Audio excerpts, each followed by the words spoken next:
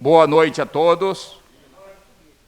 Boa noite, secretário João, procurador doutor André, vereadores. Boa noite também para o público presente e os internautas que nos acompanham. Que nós tenhamos, possamos pedir ao nosso bom Deus que tenhamos uma sessão bem proveitosa e que Deus nos dê sabedoria. Peço ao secretário que faça a leitura dos vereadores presentes para nós iniciarmos a 30ª sessão legislativa. José de Oliveira Lima, João Bechara Neto, Erasto da Costa Rocha, Alcione de Amorim Gomes, Júlio César Ferreira de Magalhães, Renildo Nascimento Peçanha, Júlio César Carneiro, Antônio Carlos Elvésio, Lenildo Henriques e Lucimar Alves Soares. Havendo quórum regimental, declaro em nome de Deus aberta a presente sessão. Peço ao secretário que faça a leitura da palavra de Deus. Palavra de Deus, no livro de Filipenses, no capítulo 4, a partir do versículo 4. Tenham sempre alegria, unidos com o Senhor. Repito, tenham alegria. Sejam amáveis com todos. O Senhor virá logo. Não se preocupem com nada, mas em todas as orações peçam a Deus o que vocês precisam e orem sempre com o coração agradecido.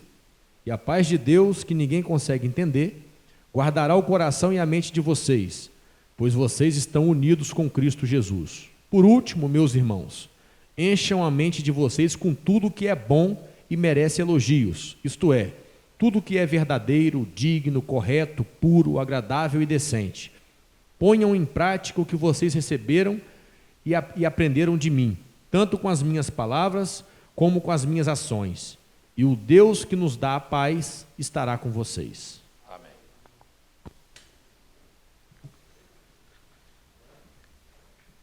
Peço ao secretário que faça a leitura do material de expediente.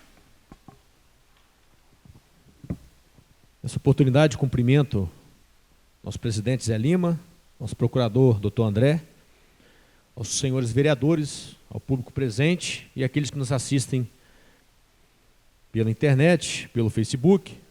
Antes de adentrar a pauta da 30ª sessão ordinária, eu gostaria de fazer 3 registros aqui com relação a fatos lamentáveis, tristes e que comoveu a nossa comunidade aqui em Itapemirim. Na última quinta-feira, num acidente, numa fatalidade, numa tragédia, nosso amigo Isamite Marvila Cassimiro, juntamente com Dorcas Batista Brandão, ali de Campo Acima, vieram a óbito num acidente ali naquela rodovia que liga Safra a Cachoeiro. E no último final de semana agora, o senhor Amintas, de família conhecida aqui da vila, também veio a óbito. Então, 1 minuto de silêncio em prol dessas famílias enlutadas. Vereador João, os vereadores também pediam 1 minuto de silêncio para o senhor Manuel, pai de Maradona, deixou seus 4 filhos lá da comunidade de Joacima. Isso.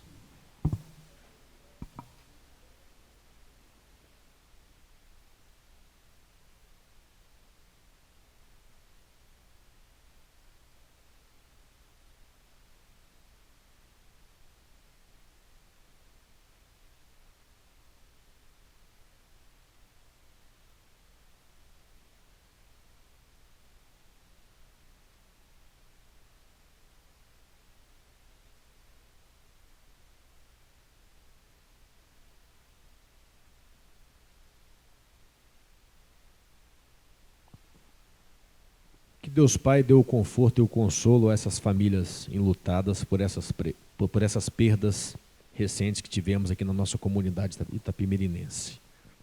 Agora, adentrando na pauta, nós temos no material de expediente 6 ordens. A primeira delas é na ordem 1, ofício da Secretaria Municipal de Educação, datado de 12 de agosto de 2021, Assunto, referência, Comissão de Acompanhamento, Monitoramento e Avaliação do Plano Municipal de Educação de Itapemirim. Prezado senhor, apraz-me cumprimentá-lo cordialmente e em atendimento ao assunto.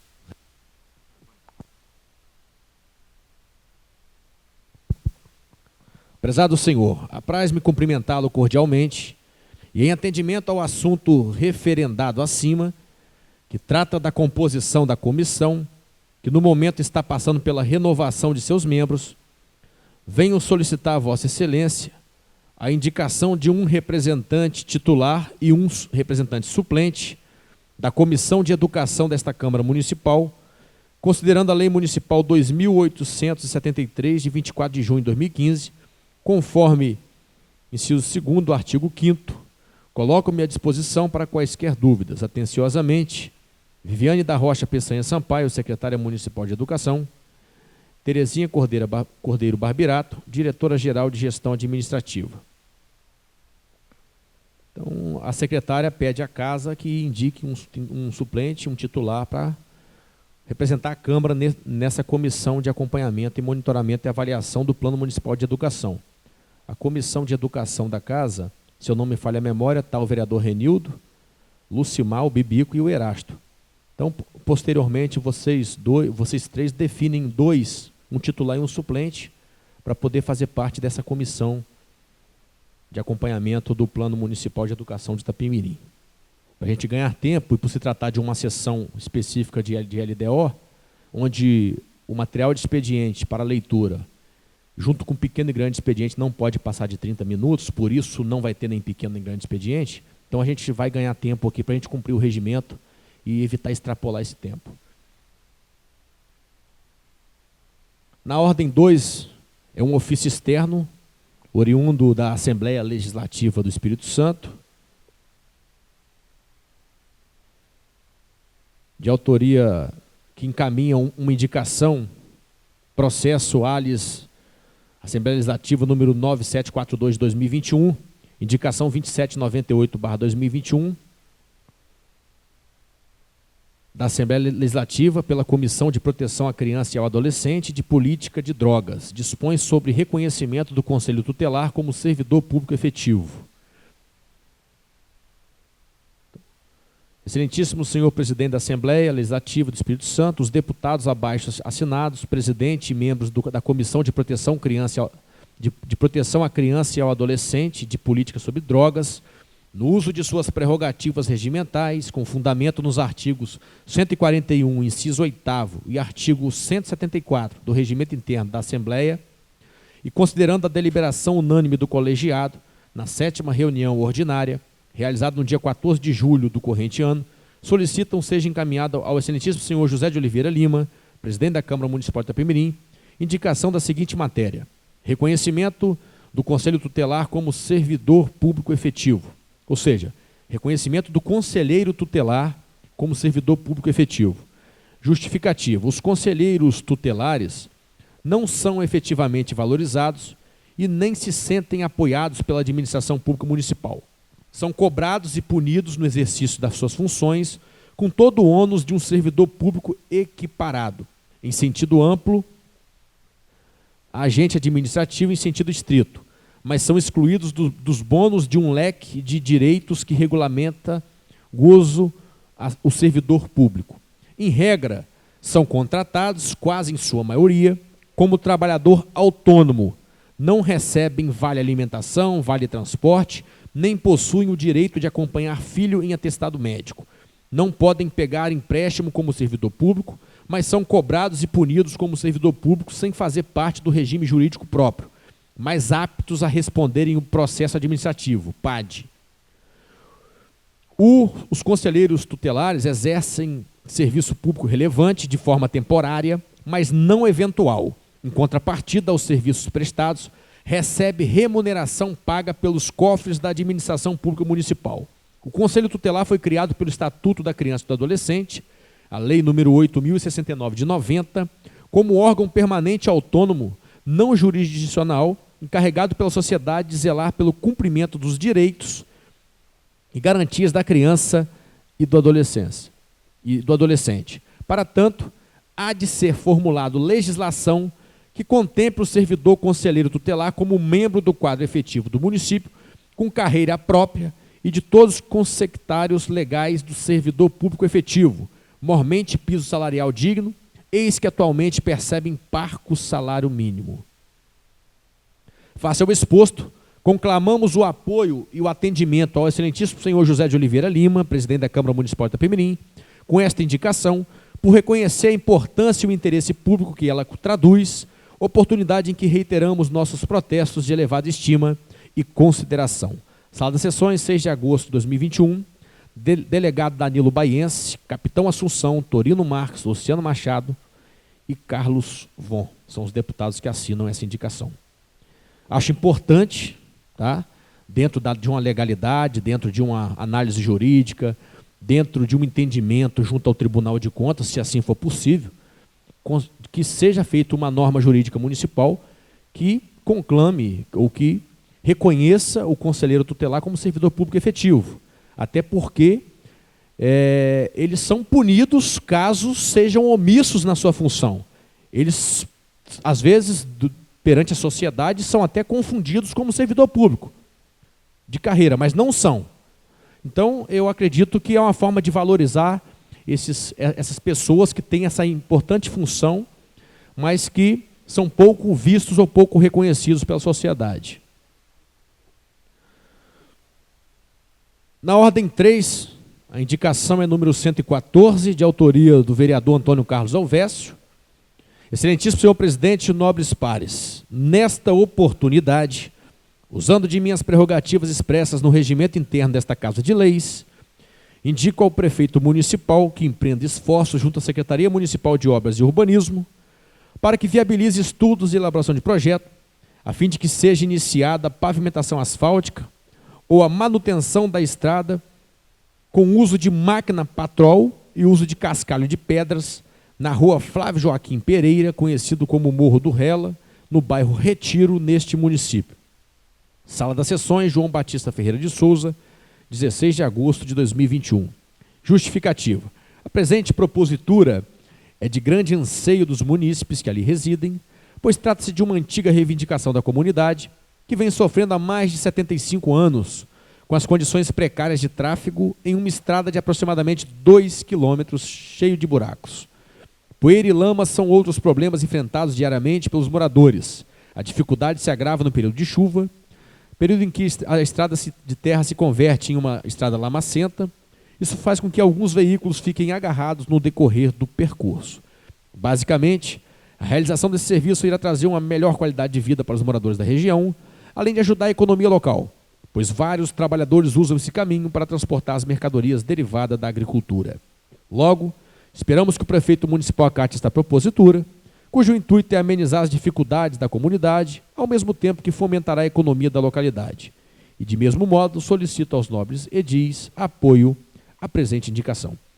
Segue em anexo 2 fotos de uma visão de partes do trecho dessa estrada, trechos desse trajeto, demonstrando as condições ruins de trafegabilidade. Antônio Carlos Alvécio, vereador do Partido Republicanos. Na ordem 4, indicação número 115, /2021, de autoria do vereador Erasto da Costa Rocha. Excelentíssimo senhor presidente, nobres edis, nesta oportunidade, usando de minhas prerrogativas expressas no regimento interno desta Casa de Leis, indico ao excelentíssimo senhor prefeito municipal Tiago Peçanha Lopes para que empreenda esforços junto à Secretaria Municipal de Obras e Urbanismo para viabilizar a pavimentação asfáltica ou calçamento da via pública que se inicia próximo à residência do senhor Valdes Peçanha e termina próximo à fábrica de farinha Xavier, na localidade de Brejo Grande do Sul, neste município. Sala das Sessões, João Batista Ferreira de Souza, 17 de agosto de 2021. Justificativa. A presente indicação, a presente propositura se justifica, pois as melhorias neste local garantirão a mobilidade urbana da população que utiliza a via pública supracitada, promovendo desenvolvimento ao diminuir as mazelas e sofrimento da população, que sofre com a poeira em dias de sol e lamaçais em dias chuvosos, originando diversas reclamações por parte dos moradores. Além dos riscos à saúde, Os prejuízos para os que trafegam com veículos são inevitáveis, devido a buracos existentes no referido trecho. Tal local, de aproximadamente 300 metros de extensão, necessita que seja pavimentado com calçamento, com paviesse ou asfaltamento e contenha devida sinalização de trânsito. Assim sendo, esperamos que o prefeito municipal acate esta propositura, cujo objeto representa o interesse dos moradores da localidade de Brejo Grande do Sul, e solicito aos ilustres pares apoio à presente indicação. Erasto da Costa Rocha, vereador do PDT. Na ordem 5, nós temos a indicação 116/2021, de autoria do vereador Alcione de Amorim Gomes. Excelentíssimo senhor presidente, nobres edis, nesta oportunidade, usando de minhas prerrogativas expressas no regimento interno desta Casa de Leis, indico ao prefeito municipal para que, através da Secretaria de Obras e Urbanismo, viabilize a pavimentação ou calçamento com paviesse de concreto, bloquetes ou paviesse, da estrada vicinal que se inicia na rodovia do Sol, ES 060, na margem esquerda, até o campo de futebol da comunidade do Monte H, em Itaipava, neste município. Sala das Sessões, João Batista Ferreira de Souza, 18 de agosto de 2021. Justificativa. A presente propositura tem como objetivo atender uma sonhada reivindicação dos moradores da comunidade do Monte H, neste município. O trecho que liga a comunidade do H à rodovia do Sol é a via de maior importância e fluxo do local, onde circula um volume considerável de carros e pedestres diariamente. Vale ressaltar que nos períodos de seca, os moradores sofrem com a poeira de terra que se levanta e provoca danos à saúde, bem como também, nos períodos chuvosos, a situação se agrava e fica praticamente intransitável em vários trechos, criando lamaçais que dificultam ainda mais o tráfego de veículos e de pedestres. Além disso, o Monte H é um dos principais pontos turísticos de nosso município, onde muitos transitam nessa estrada para terem acesso a esta bela atração. Diante do exposto, a pavimentação desta estrada é iminente e sugestionamos que a mesma seja por paviesse em toda a sua extensão. Assim sendo, esperamos que o prefeito municipal acate esta propositura, cujo objetivo representa o interesse dos moradores do Monte H, e solicito aos nobres edis apoio à presente indicação. Aí segue abaixo fotos do referido local, de partes desse trajeto da estrada, alguns trechos demonstrando as condições precárias do pavimento, até mesmo um trecho aqui de paralelepípedo.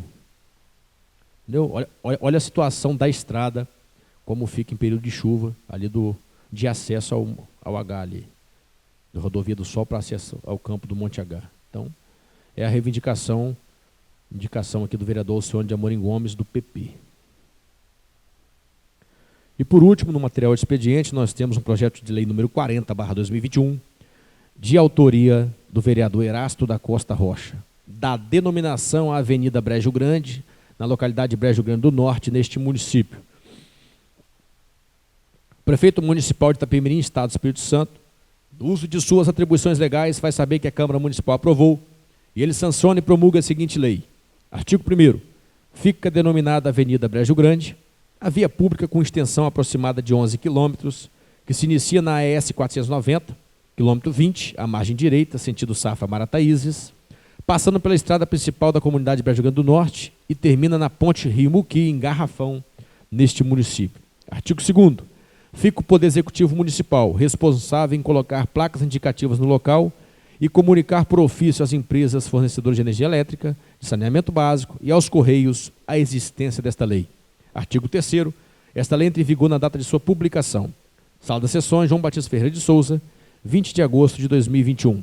Erasto da Costa Rocha, vereador do PDT. Justificativa. Submeto à consideração dos nobres pares para fins de apreciação e pretendida aprovação o incluso projeto do Legislativo que dispõe sobre a denominação da Avenida Brejo Grande na referida localidade supracitada neste município. Possuir um endereço com dados completos, tendo identificação de avenida, bairro, rua, código de endereçamento postal, que é o CEP, é um direito fundamental para os moradores do município e garantia do exercício de uma verdadeira cidadania. Portanto, morar em uma localidade no qual seu domicílio seja regularmente identificado significa assegurar que os munícipes recebam uma simples correspondência, encomenda ou cobrança e até acessar os mais variados meios de comunicação e de inclusão na vida social e econômica. A denominação de logradouros, espaços públicos como ruas, avenidas, praças, se faz necessário pois a falta de nome oficial para os referidos espaços podem criar muitas dificuldades para todos os moradores que ali residem. Segundo o sistema normativo corporativo da EDP, empresa fornecedora de energia elétrica, para fazer a instalação de energia é fundamental fornecer o endereço completo da unidade consumidora, inclusive com um número. O objetivo de denominação da seguinte avenida é proporcionar aos moradores informações completas de dados de endereço e assim cumprirem com as exigências estabelecidas pelas empresas fornecedoras de energia elétrica e saneamento básico, como, por exemplo, bem como também de outras distribuidoras, a fim de suprirem suas demandas diárias. Manter o nome da comunidade como o nome da própria avenida, reiterando somente a palavra norte, tem o objetivo de preservar os fatos memoráveis e a identidade histórica da própria localidade.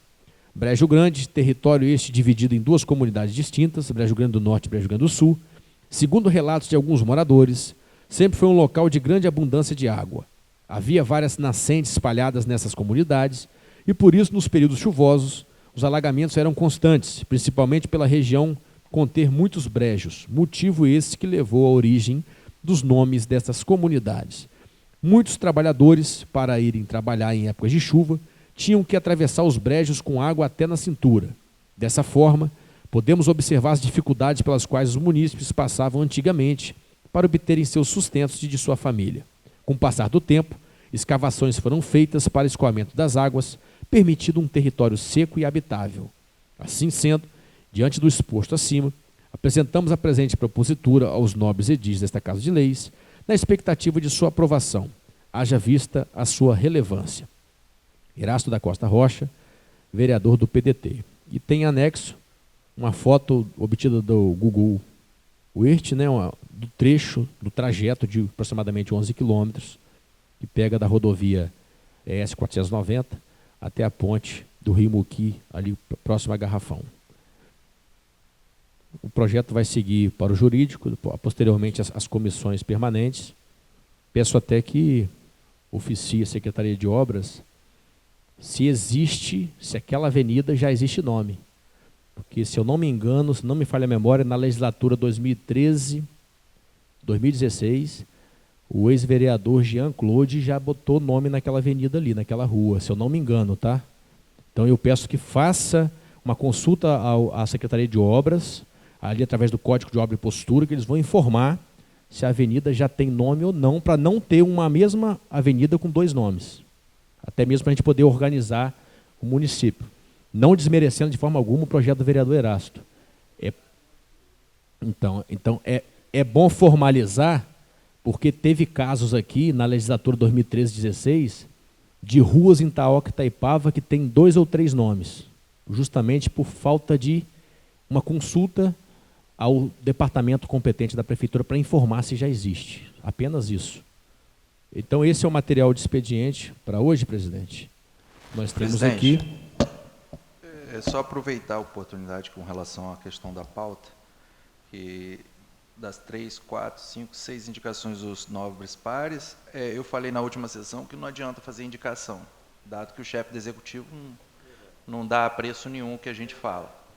Não obstante, dá para observar que os nobres colegas, né, nobres vereadores aqui, estão observando a dificuldade das pavimentações, principalmente no interior. Compadeço com eles da mesma aflição. Fui procurado sobre a comunidade do Limão, que está cheia de buraco e totalmente escura, danificando veículos, né, carros dos trabalhadores, deixando uma locomoção difícil, correndo acidentes. Então, eu praticamente, enquanto esse chefe do executivo estiver aí, eu não vou fazer indicação nenhuma. Vou esperar ele sair para eu poder conseguir fazer meu trabalho, né, pelo menos na fase de indicação. Por enquanto, só tenho que fiscalizá-lo. Mas deixa essa aflição para que a gente discuta isso o mais rápido possível, assim que houver a mudança no executivo, para que a gente trate o interior o mais rápido possível, com a questão da pavimentação, que os nossos colegas citaram, e operação para melhorar as estradas, inclusive para os produtores rurais. Obrigado.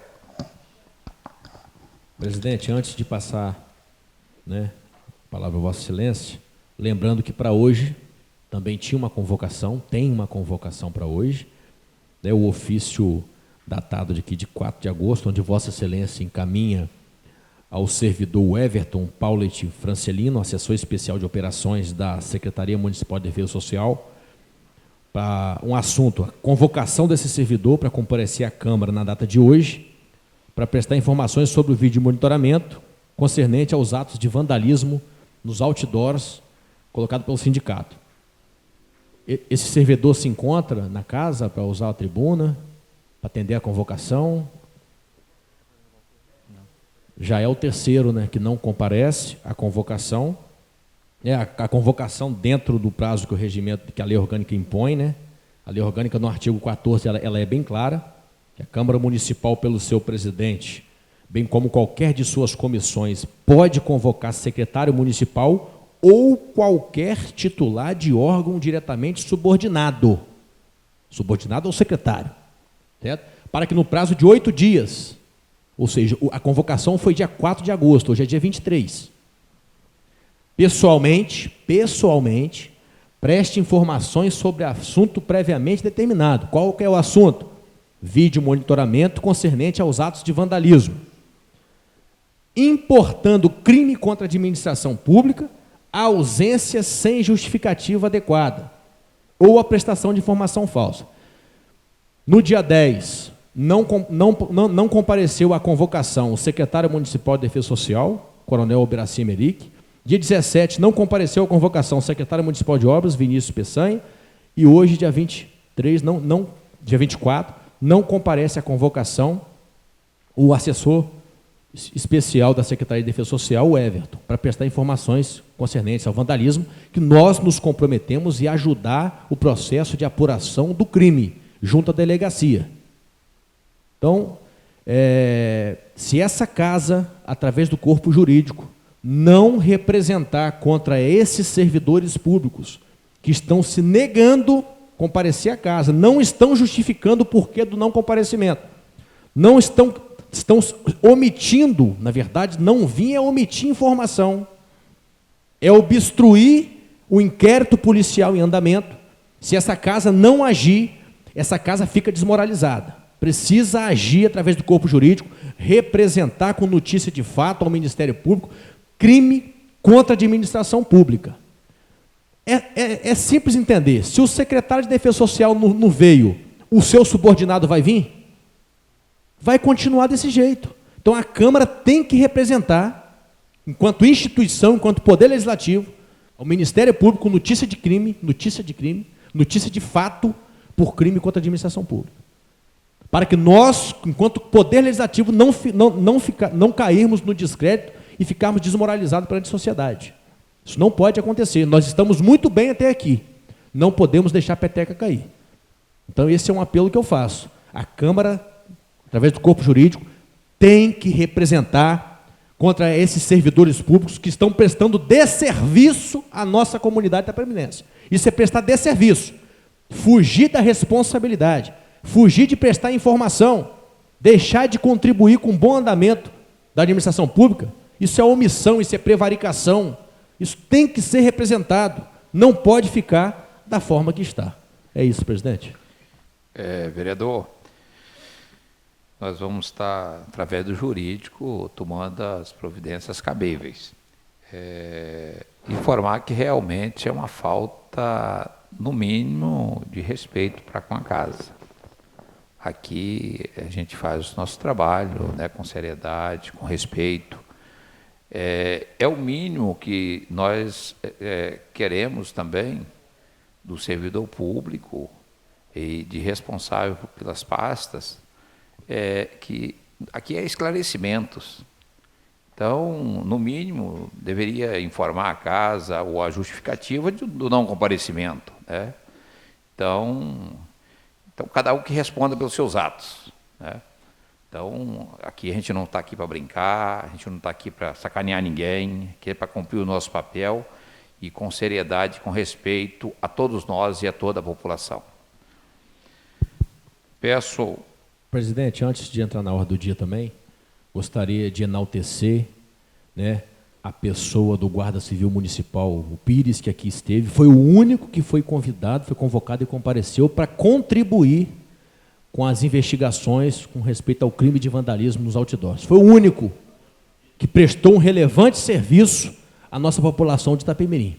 Agora, aos demais, o secretário de Defesa Social e esse que foi convocado hoje, o seu subordinado, é lamentável saber que eles estão trabalhando no sentido de obstruir as investigações para que não sejam desvendados os verdadeiros criminosos que fizeram o que fizeram com os outdoors dos sindicatos de servidores públicos. Então é isso, presidente. Peço ao secretário que faça a leitura da ordem do dia. Na ordem do dia, nós temos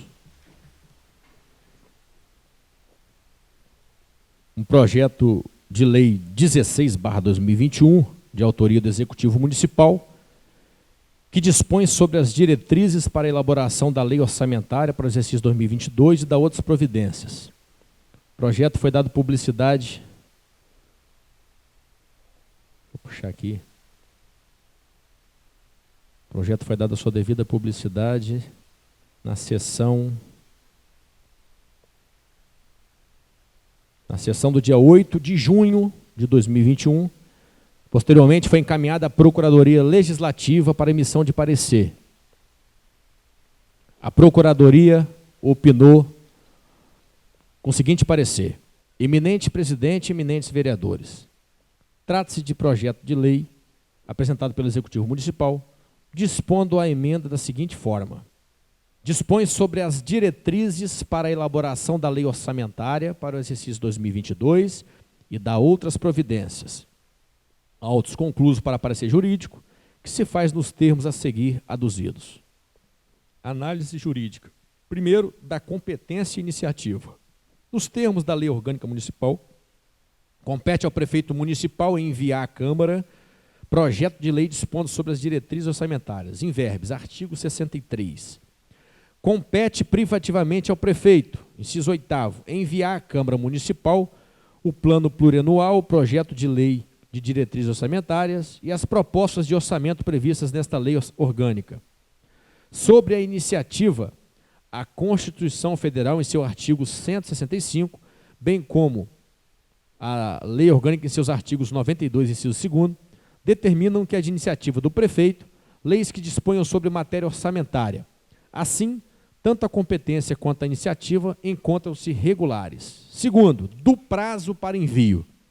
Conforme artigo 35, parágrafo 2º, inciso 2º, do ato das disposições constitucionais transitórias, o projeto de lei de diretrizes orçamentárias precisa ser encaminhado ao Congresso Nacional até 8 meses e meio antes do encerramento do exercício financeiro, que se dá no dia 15 de abril de cada ano.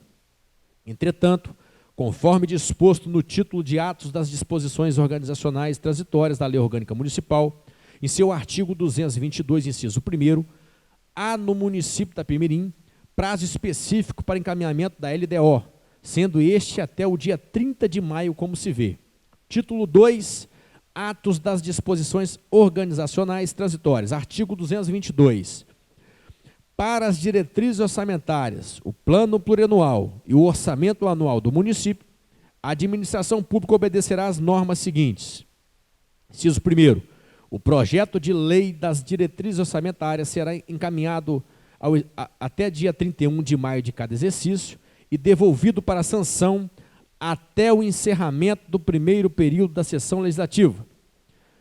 Neste sentido, sob análise da legislação municipal vigente, verifica-se que o chefe do Executivo cumpriu devidamente o prazo para encaminhamento do presente projeto de lei de diretrizes orçamentárias, haja vista ter sido protocolado nesta Casa de Leis em 20 de maio de 2021. Terceiro, do prazo para a votação. Em se tratando da votação da matéria de diretrizes orçamentárias, o Poder Legislativo tem prazo para seu cumprimento, estipulado conforme disposto no já mencionado artigo 35, parágrafo 2º, inciso 2º, parte final, como se vê, artigo 35, parágrafo 2º. O projeto do plano plurianual para vigência até o final do primeiro exercício financeiro do mandato presidencial subsequente será encaminhado até 4 meses antes do encerramento do primeiro exercício financeiro e devolvido para sanção até o encerramento da sessão legislativa. Neste diapasão, o jurista Afonso da Silva ressalta o dispositivo constante na Constituição Federal sobre projeto de diretrizes orçamentárias ocorrendo aplicando subsidiária na esfera municipal. Abre aspas. A Constituição não admite a rejeição do projeto de lei de diretrizes orçamentárias porque declara expressamente que a sessão legislativa não será interrompida sem aprovação do projeto de lei de diretrizes orçamentárias, artigo 57, parágrafo 2º da Constituição Federal. A Lei Orgânica Municipal ainda estabelece nesse sentido, em seu artigo 19, parágrafo 3º, que a sessão legislativa não será interrompida sem aprovação do projeto de lei de diretrizes orçamentárias, artigo 19 da Lei Orgânica. A Câmara Municipal reunir-se-á ordinariamente em sessão legislativa anual de 1º de fevereiro a 15 de julho e de 1º de agosto a 15 de dezembro. Parágrafo 3º. A sessão legislativa não será interrompida sem aprovação do projeto de lei de diretrizes orçamentárias.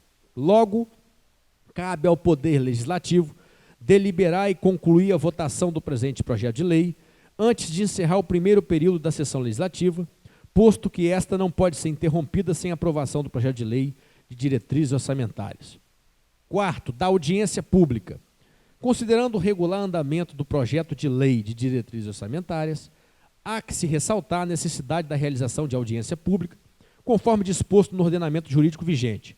Nesse sentido, dispõe a Lei de Responsabilidade Fiscal em seu artigo 48, parágrafo 1º, inciso 1º, como se vê. Artigo 48. São instrumentos de transparência da gestão fiscal, aos quais será dada ampla divulgação, inclusive em meios eletrônicos de acesso público, os planos, orçamentos e leis de diretrizes orçamentárias, as prestações de contas, o respectivo parecer prévio, o relatório resumido da execução orçamentária e o relatório de gestão fiscal e as versões simplificadas desses documentos. Parágrafo 1º. A transparência será assegurada também mediante, inciso 1º, incentivo à participação popular e realização de audiências públicas durante os processos de elaboração e discussão dos planos, lei de diretrizes orçamentárias e orçamentos. Nesse sentido, considerando ainda o disposto no artigo 44 da Lei Federal 10.257 de 2001, cabe esta douta casa a realização da referida audiência, bem como utilizar meios de divulgação com o objetivo de incentivar a participação popular. Quinto, da redação técnica e legislativa. A elaboração de leis no Brasil deve observar a técnica legislativa adequada, de acordo com o regramento previsto na Lei Complementar número 95 de 98. Nesse sentido, do ponto de vista redacional e técnico, não fora identificado vício formal no presente projeto de lei. Sexto ponto, dos anexos. Em se tratando dos anexos que obrigatoriamente devem integrar o projeto de lei de diretrizes orçamentárias, dispõe um artigo 4º da Lei Complementar 101 de 2000, que é a Lei de Responsabilidade Fiscal, que se vê. Artigo 4º. A Lei de Diretrizes Orçamentárias atenderá ao disposto no parágrafo 2º do artigo 165 da Constituição e, parágrafo 1º, integrará o projeto de lei de diretrizes orçamentárias anexo de metas fiscais, em que serão estabelecidas metas anuais em valores correntes e constantes, relativas a receitas, despesas, resultados nominal e primário e montante da dívida pública, para o exercício a que se referirem e para os dois subsequentes. Parágrafo 2º. O anexo conterá ainda, inciso 1º, a avaliação do cumprimento das metas relativas ao ano anterior. 2º, demonstrativo das metas anuais, instruído com memória e metodologia de cálculo que justifique os resultados pretendidos, comparando-as com as fixadas nos 3 exercícios anteriores e evidenciando a consistência delas com as premissas e os objetivos da política econômica nacional. Inciso 3º, evolução do patrimônio líquido, também nos últimos 3 exercícios, destacando a origem e a aplicação dos recursos obtidos com alienação de ativos. Inciso 4º, avaliação da situação financeira e atuarial, primeiro, dos regimes geral de previdência social e próprio dos servidores públicos e do Fundo de Amparo ao Trabalhador. B, dos demais fundos públicos e programas estatais de natureza atuarial. Inciso 5º, demonstrativo da estimativa e compensação da renúncia de receita e da margem de expansão das despesas obrigatórias de caráter continuado. Parágrafo 3º, a Lei de Diretrizes Orçamentárias conterá anexo de riscos fiscais, onde serão avaliados os passivos contingentes e outros riscos capazes de afetar as contas públicas, informando as providências a serem tomadas caso se concretizem. Parágrafo 4º. A mensagem que encaminhar o projeto da União apresentará, em anexo específico, os objetivos das políticas monetária, creditícia e cambial, bem como os parâmetros e as projeções para seus principais agregados e variáveis, e ainda as metas de inflação para o exercício subsequente. Conforme disposto na legislação vigente, identifique-se a devida instrução do presente projeto com os anexos obrigatórios definidos na lei. Ademais, recomenda-se aos membros da Comissão de Finanças e Orçamento que solicitem parecer da assessoria técnica contábil desta douta casa, com o fim de verificar a regularidade destes. 7º, do quórum. Para aprovação da matéria, será necessário o voto da maioria simples dos parlamentares, conforme disposto no artigo 200 do Regimento Interno da Câmara Legislativa, como se vê. Artigo 200.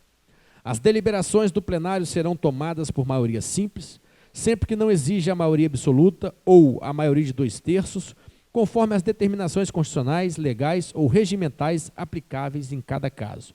Ademais, estabelece a Lei Orgânica do Município de Itapemirim, em seu artigo 11, que, salvo disposição em contrário, as deliberações da Câmara serão tomadas por maioria de votos, presente a maioria absoluta de seus membros. Conclusão. Por todo exposto, tecidas as devidas considerações, depois de observadas as recomendações, a Procuradoria Jurídica estima parecer favorável à tramitação do projeto de lei em tela pelos motivos acima alinhados. É o parecer, salvo melhor juízo, Itapemirim, 24 de junho de 2021, André Gilbert Lousada, Procurador-Geral Legislativo. Seguido, o projeto foi encaminhado à Comissão de Legislação, Justiça e Redação Final, que é a Colejur, que emitiu o seguinte relatório. Cumprindo os trâmites legais e em atendimento ao artigo 79, parágrafo do Regimento Interno desta Casa, o referido projeto veio a esta comissão para emissão de parecer. Eis o breve relatório. Cabe à Comissão de Legislação, Justiça e Redação Final opinar quanto ao aspecto constitucional, legal, jurídico e técnico. Analisando minuciosamente o projeto de lei em tela, não há qualquer óbice quanto ao aspecto jurídico legal, corroborando com o parecer jurídico favorável exarado. Assim, não apresentando nenhum vício de ilegalidade que impeça de ser normalmente apreciada a aludida proposição, merece, portanto, parecer favorável desta comissão sobre a matéria. Voto da comissão. Essa comissão entende pela constitucionalidade e legalidade do projeto de lei em análise, opinando pelo regular prosseguimento do processo legislativo. Vereador Júlio César Carneiro, presidente e relator da Colejur. Vereador Alcione de Amorim Gomes, vice-presidente da Colejur. E vereador Lenildo Henriques, membro da Colejur. Em seguida, o projeto foi encaminhado à Comissão de Finanças e Orçamentos, que emitiu o seguinte relatório. Cumprindo os trâmites legais e em atendimento ao artigo 80 e parágrafos do Regimento Interno desta Casa, o referido projeto veio a esta comissão para emissão de parecer. É o breve relatório. Cabe à Comissão de Finanças e Orçamento opinar obrigatoriamente em todas as matérias de caráter financeiro. O parecer jurídico já exarado nos autos é favorável à presente proposição, desde que observadas as recomendações feitas. Assim, esta comissão requer o parecer da assessoria técnica contábil desta Casa de Leis, a fim de verificar sua regularidade. Vereador Alcione de Amorim Gomes, presidente e relator da Cofinó. Júlio César Carneiro, vice-presidente da Cofinó. E Renildo Nascimento Peçanha, membro da Cofinó. Seguido, o processo foi encaminhado à gerência contábil da Câmara Municipal. Em atendimento ao pedido formalizado pela Comissão de Finanças e Orçamento desta Casa de Leis, seguem considerações técnicas. A mensagem de encaminhamento da proposta orçamentária, de que trata o artigo 22, parágrafo único, inciso 1º, da Lei 4.320 de 64, conterá todos os anexos exigidos na legislação vigente, das formas específicas listadas abaixo. Equilíbrio entre receitas e despesas. Conforme podemos observar nos demonstrativos 1, receitas, e demonstrativo 2, despesas, o total da receita é igual ao total da despesa, respectivamente, respeitando o princípio de equilíbrio entre receita e despesa. Os recursos estimados na Lei Orçamentária para 2022 serão destinados preferencialmente para as prioridades e metas estabelecidas nos anexos do Plano Plurianual, não se constituindo, todavia, em limite à programação das despesas. Critérios e forma de limitação de empenho. O artigo 25 estabelece normas de limitação de empenho. Normas relativas ao controle de custos e avaliação dos resultados dos programas financiados com recursos dos orçamentos. O artigo 19 estabelece a forma de acompanhamento de controle de custo e avaliação de resultados dos programas. Demais condições e exigências para a transferência de recursos em entidades públicas e privadas. O artigo 33 trata das transferências de recursos para entidades públicas e privadas. Anexos de metas fiscais, nos termos dos parágrafos 1º e 2º do artigo 4º. O artigo 23 trata deste item e o demonstrativo 1, anexo de metas fiscais, atende os termos citados. Anexo dos riscos fiscais, nos termos do parágrafo 3º do artigo 4º. O demonstrativo de riscos fiscais atende os termos citados. O orçamento para o exercício financeiro 2022 abrangerá os poderes legislativo e executivo, fundações, fundos, empresas públicas e outras que receberam recursos da Seguridade Social e será estruturado em conformidade com a estrutura organizacional estabelecida em cada entidade da administração municipal. Gelson Pereira da Silva, gerente contábil. Processo retorna à Comissão de Finanças e Orçamentos, que emite o seguinte parecer. Cabe à Comissão de Finanças e Orçamentos opinar obrigatoriamente em todas as matérias de caráter financeiro. O parecer jurídico já exarado nos autos é favorável à presente proposição, desde que observadas as recomendações feitas. A assessoria contábil desta Casa de Leis esclareceu critérios acerca da regularidade do presente projeto de lei. Assim, esta comissão entende que a presente proposição deve ser aprovada, desde que observadas as recomendações do parecer jurídico e observadas as considerações da assessoria técnica e contábil desta Casa de Leis. Alcione de Amorim Gomes, presidente e relator da Cofinor, Júlio César Carneiro, vice-presidente da Cofinor, e vereador Renildo Nascimento Peçanha, membro da Cofinor.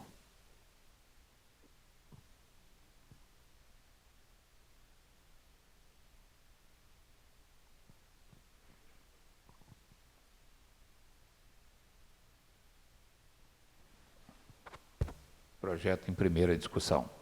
Presidente, eu li atentamente o parecer jurídico, que meramente vê a questão da redação técnica, normas, está dentro das normas, está dentro do critério de competência, tudo mais. O jurídico não tem que adentrar no mérito da LDO em si.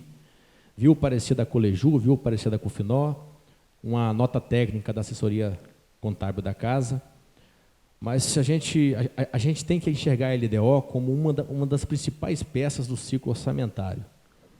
Nós estamos prestes a viver um período de transição, mudança de comando. E, do meu ponto de vista, é precipitado desta casa apreciar a LDO nessa altura do campeonato. Eu acredito que uma análise mais profunda, a partir do momento que a LOA entrar nessa casa, agora no mês que vem, uma análise conjunta LDO, a lei que estabelece as diretrizes orçamentárias, com a lei orçamentária anual, o orçamento de cada unidade, de cada secretaria, uma análise conjunta permitirá com que o próximo que sentar naquela cadeira, no caso o senhor, presidente, tenha uma noção, tenha um norte mais apurado para seguir e não caia em esparrela futura. Do meu ponto de vista, e é o pedido que eu faço a Vossa Excelência, respaldado no regimento, que nós não podemos cometer o erro de deixar virar o ano e ficar com essa LDO na casa e aprovar e apreciar isso o ano que vem. Isso é loucura. Mas dentro do ano, já que é uma lei que vai passar a vigorar a partir de 2022, não vejo motivo de apreciar nesse momento próximo a uma transição. Então, o pedido que eu faço um pedido de vista em cima dessa LDO, para que nós possamos fazer uma análise conjunta LDO, Lei Orçamentária Anual, LOA, para que Vossa Excelência, ao assumir como prefeito interino, tenha condições financeiras e orçamentárias de descascar o abacaxi que você vai assumir. Então, esse é o pedido que eu faço, pedido de vista, que cabe somente a Vossa Excelência deliberar de acordo com o regimento, não tem que passar pelo plenário para autorizar o pedido de vista, que é um direito do vereador de acordo com o regimento, dentro do prazo regimental. Concedido o pedido de vista. Então, a pauta, a ordem do dia, Encerra aqui, presidente, para as considerações finais de encerramento. Quero aqui registrar, né, a presença, chegou um pouco mais o vice-presidente, Paulo. Eu quero aqui estar agradecendo a presença do público, né, que, graças a Deus, dentro daquilo que é permitido, tem aparecido. E dentro daquilo, ainda nós não terminamos, não acabamos ainda com a pandemia, mas, graças a Deus, está diminuindo. E agradecer mesmo de coração a Deus, porque tem nos permitido caminhar até aqui. Nós chegamos à 30ª sessão ordinária, né? E eu quero agradecer aos senhores vereadores. Eu não tenho nem palavras, porque eu me sinto como se eu estivesse em casa. Eu fui muito bem acolhido no meio dos senhores. Como diz alguns companheiros, eu custei chegar, mas eu sou novo aqui, né? Lutei muito para chegar aqui, mas eu sou novo, mas eu me sinto muito bem. Eu estou aprendendo muito com os senhores, tá? Eu sei que são peça muito importante, né? Na condução dessa casa e na condução também da minha vida legislativa. Eu quero agradecer mesmo de coração aqui ao nosso procurador, doutor André, ao nosso secretário, João. O homem fala muito, tá? Mas esse homem é bom. Nosso vice-presidente, Paulo, um homem inteligente, esse homem, entendeu? O nosso vereador Bibico. Bibico, eu te admiro, você é uma pessoa que transmite muita... Vereador Lenildo, vereador Carlinhos, o senhor é um homem, graças a Deus, essas coisas que a gente tem vivido aqui. Vereador Julinho, você tem toda a minha solidariedade, tudo aquilo que você estiver passando, pode contar com o Zé Lima, e você tem sido um parceiro muito importante para todos nós. Conta com a gente, tá? Agradecer o vereador Renildo, aquele homem dispensa comentário. Vereador Cezinha, vereador parceirão mesmo, vereador Alcione, lá do meu distrito, vizinho da minha comunidade, pessoa, a gente aprende a conviver com as pessoas, isso é muito bom, tá, Alcione? Vereador Erasto, esse homem é terrível, esse aí só Jesus na causa. E ao público, aos internautas que nos acompanham, agradecer mesmo, porque Deus nos permitiu que a gente chegou até aqui e que Deus nos dê sabedoria para estarmos conduzindo os nossos trabalhos da melhor maneira possível. Nós temos uma responsabilidade muito grande, nós representamos o nosso povo. E pedir até desculpa ao povo, né, e a todos os senhores, aquilo que a gente não conseguiu e ainda não conseguimos realizar, mas que com certeza nós vamos chegar se Deus quiser. Isso é o que a sociedade, que todos nós esperamos, ter uma convivência de respeito, harmoniosa, muito boa. Eu tenho falado, eu tenho comentado, aonde que eu tenho passado, nós somos 11 vereadores aqui, que são cabeça diferente, posicionamento até diferente, mas que temos uma convivência que, graças a Deus, meu muito obrigado a todos os senhores de coração. Ao Marcelo, né, que é o homem da filmagem, meus parabéns, e a todos vocês que têm nos acompanhado, presente ou também nas redes sociais. Meu muito obrigado, né, que Deus possa estar nos iluminando. Não havendo mais nada a se tratar, declaro em nome de Deus encerrada a presente sessão e o meu muito obrigado.